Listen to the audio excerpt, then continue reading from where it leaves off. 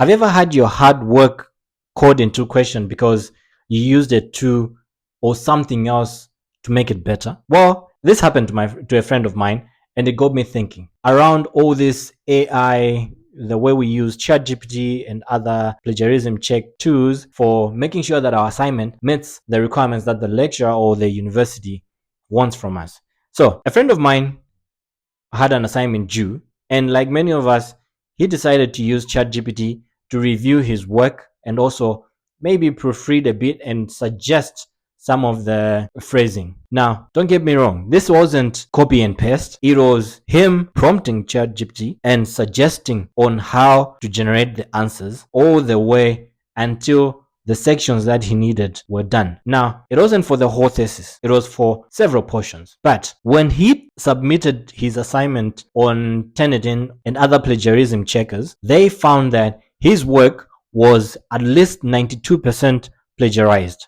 So if you don't know Turnitin or other plagiarism checkers, these are tools that when you're submitting your thesis online via email or a learning platform, you first need to submit your assignment or a thesis to a plagiarism checker, such as Turnitin, and then it checks to make sure that you have very minimal content that looks as though it's plagiarized.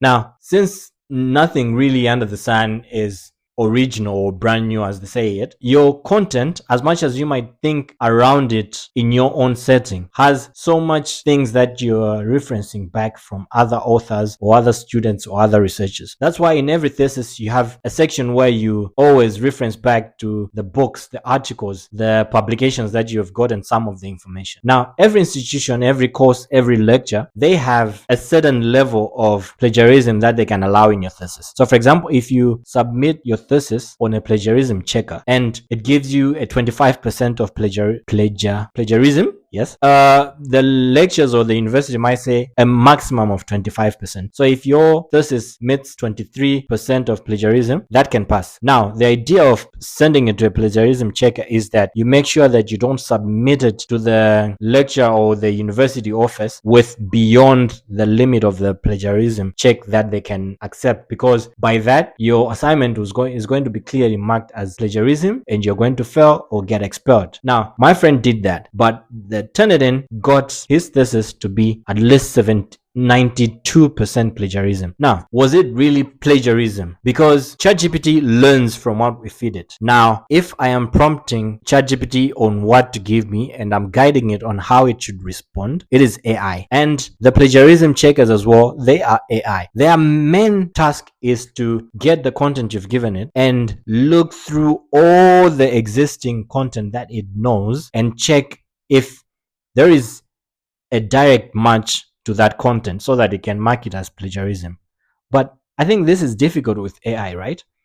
With the coming in of ChatGPT, Gemini, and all these other AI tools that we know now that are popular, and other AI agents that are coming in, I think we need to now make or take a better approach on how we should be handling these plagiarism checkers. It's like how the calculator first came in. We see photos of some many years back, teachers protesting on students using calculators. It was because it was not really well known on how we can use the calculators to help us. The same way with the coming in of ChatGPT, Gemini, and the rest, we need to also make sure that we do something about these plagiarism checkers, that they should be in a position to know that as much as the content that the student has submitted matches almost exactly as what an AI tool or agent is giving me, this is not plagiarized. Because I'll give an example of ChatGPT. ChatGPT learns from so many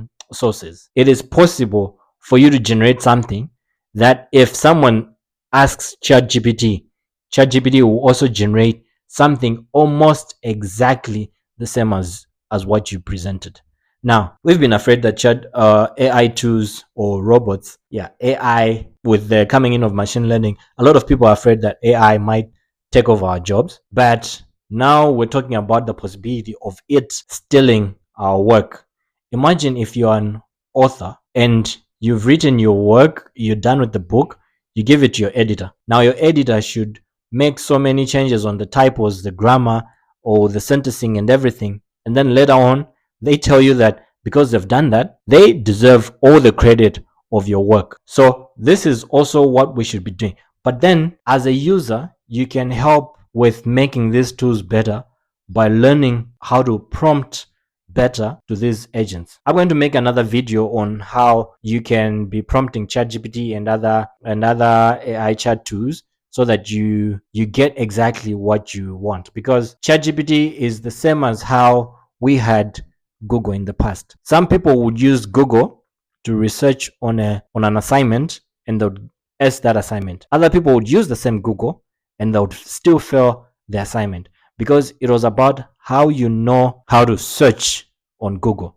Similarly, with ChatGPT and Gemini and all these others, you need to learn and know how to prompt or how to ask questions that will guide the AI tool in giving you what you really need for your end product. So tell me in the comments if you feel that this was indeed plagiarism, or maybe there is indeed something that we should do best to make these plagiarism checkers work for us and the education institution as well. Don't forget to, until next time, thank you for watching, and I hope you use ChatGPT and other AI tools for your work, assignments, and everything else so that your work can be much easier and better. Stay blessed.